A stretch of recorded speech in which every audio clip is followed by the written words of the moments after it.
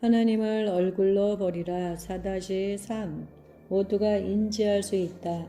그리스도를 통해서 하나님은 모두가 하나님의 나라를 볼 수 있게 하셨다. 예수님이 니고데모에게 설명하셨듯이 우리가 회심한 경험은 그 영역으로 우리가 나아갈 수 있게 해준다.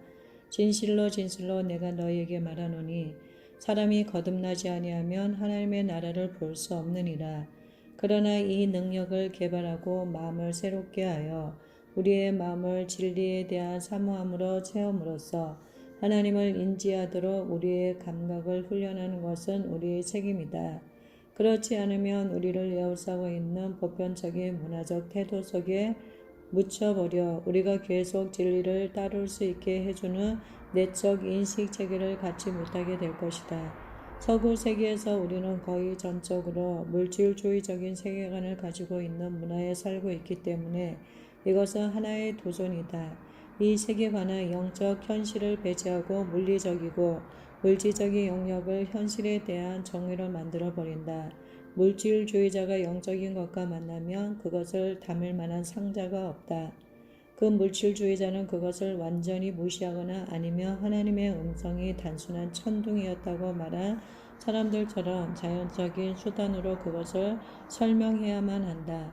불행히도 이 인식체계는 많은 신자들에게 영향을 끼쳐서 하나님과의 초자연적인 만남은 차지하고 성경의 진리와 자신의 삶의 영적인 차원을 인식하고 이해하는 능력이 있어서 불구 상태로 만든다. 물질주의적인 세계관과 성경적인 세계관 사이의 갈등은 환자들이 하나님의 기적에 의해 치유되었다는 것을 인정할 수 없거나 인정하기를 거부하는 서구 의사들이 있다는 것에서 명백히 드러난다. 치유된 이후에 더 이상 똑같은 상태가 아니라는 것을 증언하려고 검사받으려 주치의에게로 간 사람들이 많이 있으므로 우리는 안다. 이 의사들은 그 사람이 처한 상태를 가장 잘 알고 이러한 검사를 직접 시행한 사람들이지만 우리는 그중 많은 수가 그 환자가 치유되었다는 것을 인정하기보다 그 병이 잠복 중이거나 완화되었을 뿐이라고 주장한다는 말을 자주 듣는다. 그들의 논리는 에이즈나 C형 감염의 치유는 불가능하기 때문에 잠복한 것이 틀림없다는 것이다. 그들의 분야에서는 그것이 현실적인 설명처럼 보일 것이다. 그러나 그 현실은 더 우위의 현실, 즉 하나님 나라의 현실을 묵살한다. 단지 의사가 그 환자가 기적적으로 치유되었다고 인정하지 않거나 인정할 수 없었던 이유로 의료 기록상 여전히 질병 보유자로 남아있어서 오랜 세월 동안 질병의 치유에 대한 증거를 확보하지 못한 사람들이 있다. 자신들의 사고체계 속에 그런 요소가 없는 의사들은 인간을 대신해서 행하시는 하나님을 인정하지 않으려고 끊임없이 싸울 것이다. 그런데 기적을 인정할 뿐만 아니라 꼭 필요한 기적을 경험하도록 환자들을 위해 개인적으로 기도하는 의사들의 수가 늘고 있어서 감사하다. 베델교회 성도인 의사 한 명이 여러 명의 간호사들과 함께 의료육에 있는 한 환자를 돌보고 있었다. 그 환자가 귀신을 드러내기 시작하자 다른 사람들은 어찌해야 좋을지 몰랐다. 그때 그 의사는 환자에게 몸을 기울여서 조용히 그 귀신을 결박하고 떠나도록 명령했다. 그러자 그 귀신은 떠났고 그 들것에 누워있던 그 환자는 편안해졌다.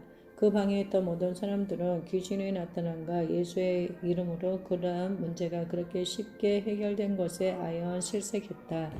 그들은 이제 영적인 세계가 있다는 것을 알았고 귀신이 나타나며 누구를 불러야 할지 알게 되었다. 또한 실제적인 몸과 정신 이외에 인생에 또 다른 영향력이 있다는 것을 알았다. 분명히 깨달아야 할 것은 이러한 기적, 즉 하나님의 행적에 노출될 때마다 우리에게는 책임이 있다는 점이다. 즉 본능은 우리로 하여금 반응하게 한다. 그리고 그 반응은 그것이 믿음의 반응이든지 불신의 반응이든지 간에 우리의 존재를 형성한다. 불신은 하나님에 대해 우리를 강팍해지게 하지만 믿음은 우리를 하나님께 대해 더 살아있게 해주고 하나님을 더 알고 인식할 수 있게 해준다. 만남을 위한 준비. 하나님과 처음 만난 이후 야곱이 내린 결론은 놀랍다. 하늘과 땅을 연결하는 사다리를 천사들이 오르락 내리락 하는 꿈에서 깬 후에 야곱은 여호와께서 과연 여기 계시거늘 내가 알지 못하였도다 라고 말했다. 창세기 28장 16절. 하나님 바로 옆에 있어도 그분을 모를 수 있다. 나는 자주 이 진리가 삶 속에서 펼쳐지는 것을 본다. 동일한 집회에서 한 사람은 주님의 강력한 만지심을 경험할 수 있는 반면 동시에 그 사람 옆에 있는 누군가는 이 집회가 어서 끝나 점심 식사로 가기만 고대할 수 있다는 사실에 놀람을 금할 수 없다. 이 사실에서 우리는 두 가지 교훈을 얻어야 한다. 첫 번째 교훈은 우리가 직접 경험할 때뿐 아니라 다른 사람들의 경험에서도 하나님의 임재의 증표를 인식하기를 배움으로써 우리 자신이 하나님을 만날 준비를 할 수 있음을 깨닫는 것이다. 내 사냥개는 함께 쫓고 있는 다른 개들의 목표 지점을 존중하는 훈련을 받았다. 무슨 뜻이냐며 내 사냥개는 자신이 먹이 냄새를 맡지 못했을 때조차 그 지점으로 향한다. 내 사냥개는 무언가를 발견했다는 신호로 늘 하던 자세를 취한다. 다른 개들과 동일한 자세를 취한다. 그 결과 내 사냥개는 다른 사냥개들이 찾아낸 그 동일한 냄새를 결국 찾게 된다. 마찬가지로 우리 주변 사람들이 하나님의 임재와 연결되어 있다는 것을 인식할 때 비록 우리가 하나님을 스스로 인식하지 못할 때조차도 다른 사람들의 경험에 근거하여 하나님의 임재를 인정함으로써 하나님을 인식할 수 있도록 준비된다. 제자들은 이와 관련하여 마가복음 16장 14절에서 어려운 교훈을 배웠다.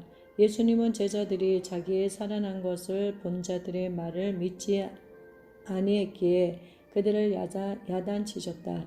다른 사람의 경험을 통해 하나님을 믿는 것을 배우기는 가장 어렵지만 인생에서의 가장 귀한 교훈 중 하나이다. 성령께서 우리 안에 사시기 때문에 우리는 비록 이해되지 않을 때조차 누군가가 진리를 이야기할 때 그것을 인정해야만 한다. 두 번째 교훈은 영적인 영역에서 벌어지고 있는 일들을 인식할 수 있도록 하나님께서 우리의 감각의 베일을 벗기실 때 우리는 아무 관련 없는 무언가를 우연히 만나게 될 그런 방관자들이 아니라는 점이다. 하나님은 우리가 하나님을 알고 하나님의 행하심에 동참할 수 있도록 하나님이 보시는 것을 우리에게 말씀하시고 우리도 그것을 볼 수 있게 해주신다.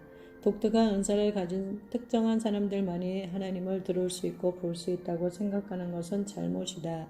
만약 그런 사람들만을 위한 것이라며 전혀 특별하지 않은 나 같은 사람을 싫게 여길 것이다. 그런 생각을 함으로써 능동적인 믿음으로부터 나 자신을 제외시키게 된다. 믿음의 본질적인 자세 중 하나는 하나님의 양은 하나님의 음성을 듣는다고 말씀하셨고 우리 각자와의 관계를 회복하기 위해 자신의 목숨을 주신 그 하나님이 우리와 교통하고 싶어 하신다는 기대를 가지고 사는 것이다. 이 믿음은 우리를 하나님의 음성에 귀 기울이도록 이끌고 주여 말씀하소서 주의 종이 듣겠나이다 라고 말한 사무엘 선지자를 본받도록 이끌어준다. 중요한 것은 하나님이 불러들인 더 큰 계시 속으로 사무엘이 나아갔던 순간은 바로 사무엘이 이러한 자세를 배운 직후였다는 것이다. 하나님은 신뢰할 만한 자들을 찾고 계신다.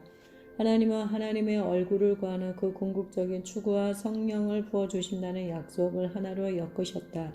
그 이유는 하나님의 아들에게 임했던 그 동일한 기름 부으심으로 옷 입히기로 의도하신 사람들이 예수님이 소유하셨던 것과 동일한 마음, 즉 하나님의 얼굴에 대한 동일한 마음을 가진 사람들이기 때문이다. 오직 하나님의 마음을 가진 자들만이 하나님의 능력을 의도된 목적대로 사용할 수 있는 자로 신뢰받을 수 있다. 그 의도된 목적이란 하나님은 그분의 모든 영광과 선함으로 나타내는 것이다. 이것이 우리가 받은 도전이고 우리가 나아가야 할 운명의 자리이다.